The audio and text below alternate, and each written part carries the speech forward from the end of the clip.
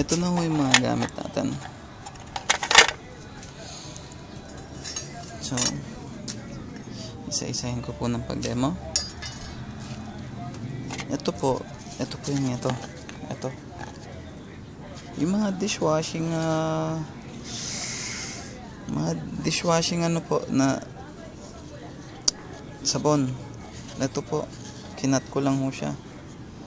Then itong butas po sa gitna, marking po yan na pinakagitna po niya para may ano ko po dito sa yung lata po na ginamit ko para stopper po siya. Yan ang sukat na.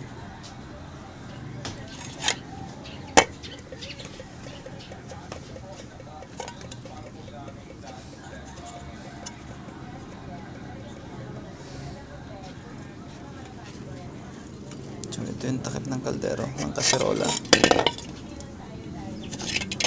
Yung first ng takip ng kaserola, na yun yung magkakasya dun sa unang-una. Ito yun.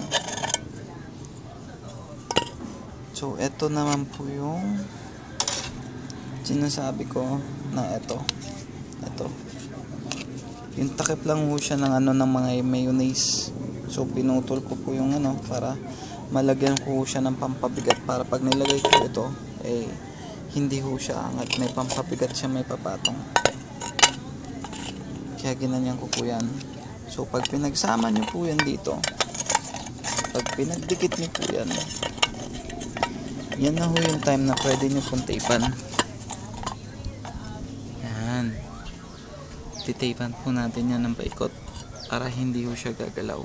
Kaya ganyan ho nangyari niyan. May mga markings po siya na ganyan. Kasi tinape ko po to para hindi siya maghiwalay.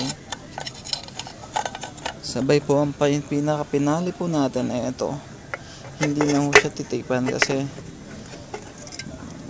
pagkatapos mo mailapag na po yun at may tulak mo hanggang sa tumigas ng konti, saka ko po ito nilagay para yan ho yung magiging pang-ibabaw po natin. Yan. Takip lang ho ng kaserola ang ginawa ko. Yan ho.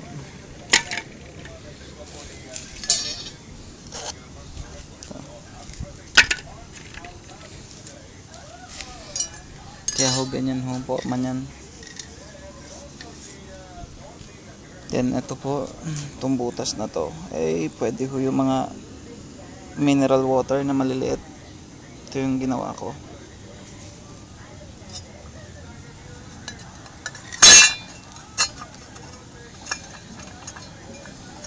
Ito ang simple design.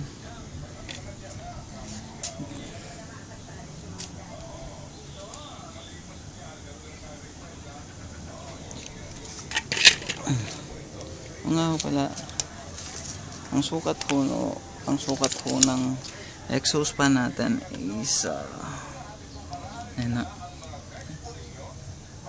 cm. Pero pag inano po to, I think is 3 ho ito Pero kung centimeter yung gagamitin natin is 6, sabihin nyo lang po 6 cm. I think ang price ho nito is nasa 75. Dito ho kasi is 75 ho ang price nito. Ayan. Pare-pares lang ho yan. Mga old rice cooker pa rin ho. Kagaya ho ng design ko before.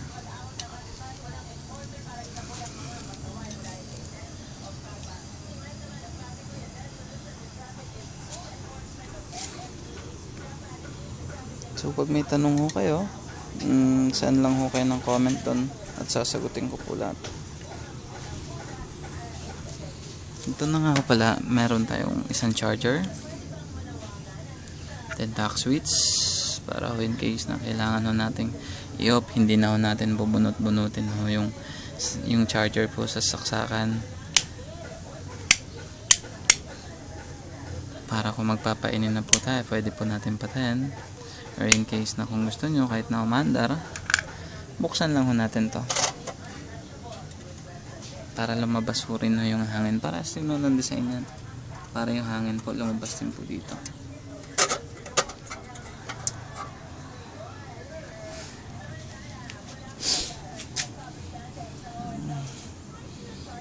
Okay, marami pong salamat at magandang umaga po.